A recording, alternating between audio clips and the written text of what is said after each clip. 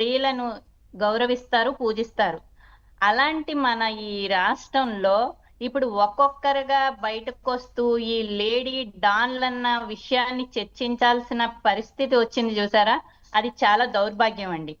అసలు ఒక సాధారణ ఒక బొటిక్ నడుపుకుంటూ వెలుగు అనే వ్యవస్థలో ఉద్యోగిగా చేరిన ఒక అరుణ ఈ రోజు రాష్ట్ర రాజకీయాల్ని శాసించే స్థాయికి ఎదిగింది అంటే ఆమె వెనక ఎటువంటి శక్తులు ఉన్నాయన్నది మనం ముందు తెలుసుకోవాలండి.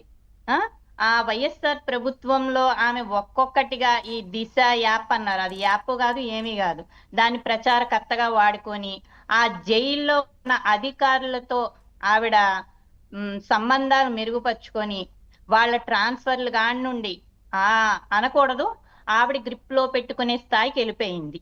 ఇప్పుడు ఆమె లవ్వర్ అని చెప్తుంది, చాలా ఓపెన్ గా చెప్తుంది, నాకు స్వేచ్ఛ లేదా, నాకు ప్రేమించే హక్కు లేదా, నాకు పెళ్లి చేసుకునే హక్కు లేదా, అందరికీ ఉంది. అలా అని చెప్పి ఆయన హాస్పిటల్లో ఉంటే ఆయన పలకరించడానికి వెళ్ళిన వ్యక్తి ఏ విధంగా ఉండాలండి? సమాజానికి వీళ్ళు ఏం నిరూపించాలని అనుకుంటున్నారు?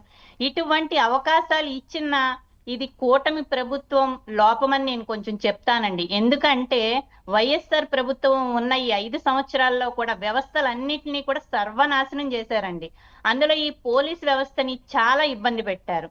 అందులో కొంతమంది ఆ జగన్మోహన్ రెడ్డి గారు కానీ, ఎమ్మెల్యేలు కానీ, మంత్రులు కానీ ఎవరైతే ఏం చెప్పారో వాళ్ళకి పూర్తి స్థాయిలో లొంగి వాళ్ళు పనిచేయవలసిన పరిస్థితి.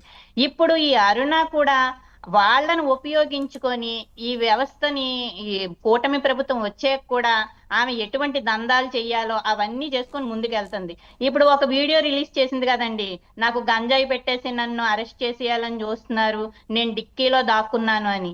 ఇవన్నీ ఆమె వ్యక్తుల్ని చంపినప్పుడు గాని, బెదిరించి డబ్బులు వసూలు చేసినప్పుడు గాని, ఒక ఫ్లాట్ అద్దెకి తీసుకుంటానని వెళ్ళి ఆ ఫ్లాట్ ఓనర్ ని నువ్వు నాకు రిజిస్ట్రేషన్ చేస్తావా లేకపోతే నేను చంపమంటావా అన్న రోజులన్నీ ఏమైపోయినాయండి? ఇప్పుడు మా ప్రభుత్వం ఏదో ఈమెను చంపేయడానికి గంజాయి కేసుల్లో ఇరికించేయాలని చెప్పి చూస్తున్నారు అని అంటున్నారు. అయితే నేనేం చెప్తానైతే ఇటువంటి అవకాశం అసలు ఇవ్వకూడదండి. కూటమి ప్రభుత్వం వచ్చి 18 నెలలు అయిపోతుంది.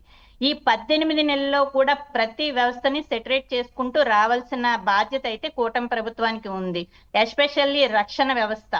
ఈ రక్షణ వ్యవస్థ అనేసరికి ప్రజలందరినీ కూడా వీళ్ళందరూ రక్షించాల్సిన బాధ్యత ఉంది. ఇప్పుడు హోమ్ మినిస్టర్ అనిత గారు ఆయన పెరోల్ నుండి మళ్ళీ వెనక్కి తీసుకోవడం, జైలుకి తీసుకోవడం అంతా ఓకే, బానే ఉంది. అయితే అసలు అటువంటి అవకాశం ఇవ్వకుండా చూడాలి.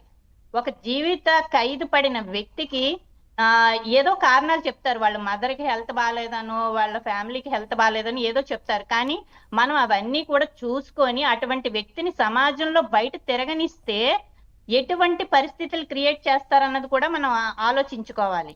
అటువంటి పరిస్థితుల్లో ఈ అరుణ చేసే అరాచకాలకి ఎంతో కొంత సపోర్ట్ లేకపోతే ఇదంతా జరగదండి.